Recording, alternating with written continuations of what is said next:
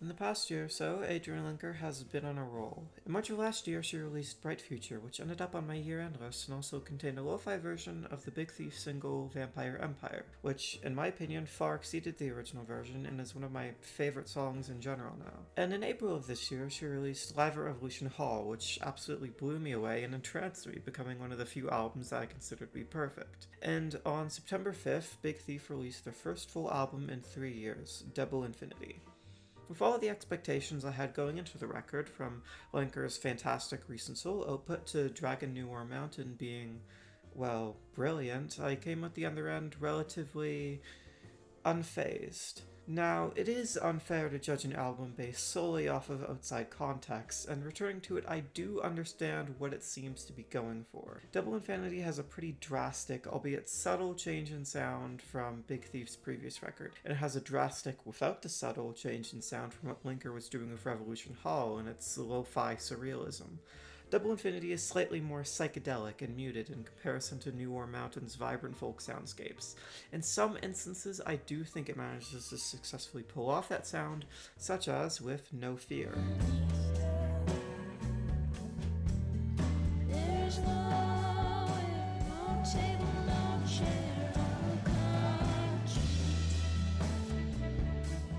No Fear is a solemn, droning spiral of psychedelic folk that hits the mark on what the record sound seems to be going for. It, out of most of the other songs, seems to accomplish the goal that the record is aiming for. Now, do I think that it's a good goal for the record to be going for?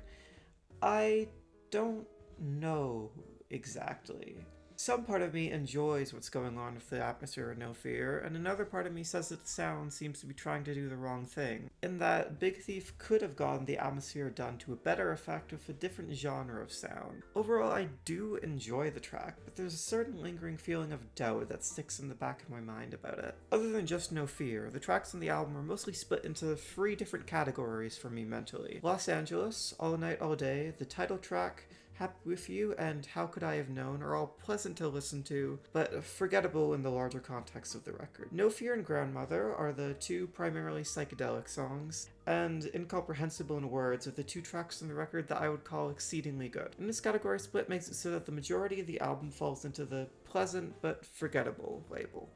There aren't any songs on the record that I would call bad in the slightest. In fact, most of the songs are still something that I would call above average.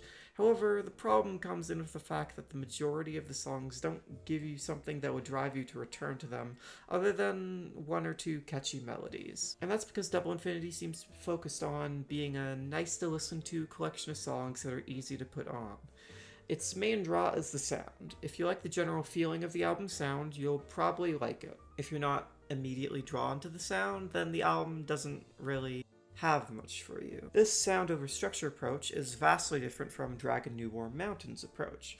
In that album, most of the tracks had defining elements to them to make them stand out and work individually, in addition to functioning as a cohesive grab bag as a whole. Double Infinity switches that up so that tracks don't have very defined identities other than their place in the collective of the record.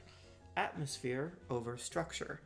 And that's the reason why I considered No Fear to be the defining song on the album. It is completely focused on building its atmosphere and introducing a drone to the runtime, which is what the album as a whole seems to be trying to accomplish. I did previously mention 2 songs that I thought were great individually though, which were Incomprehensible and Words. Those 2 tracks are the main standouts from the track list, with interesting writing choices and solid structures. Their melodies immediately grab at you, and their soundscapes are much more unique and pronounced than the other tracks on the album. Double Infinity is pleasant. It's enjoyable, definitely. It's not an album that I would use to introduce people to Big Thief, or even an album that I would recommend someone to go out of their way to listen to. But if it's in your path or already playing, its soundscapes are cordial enough to provide a little bit of interest at the very least.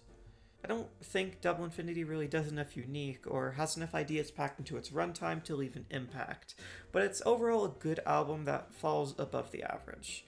I would rank it solidly as a good album and leave it at that.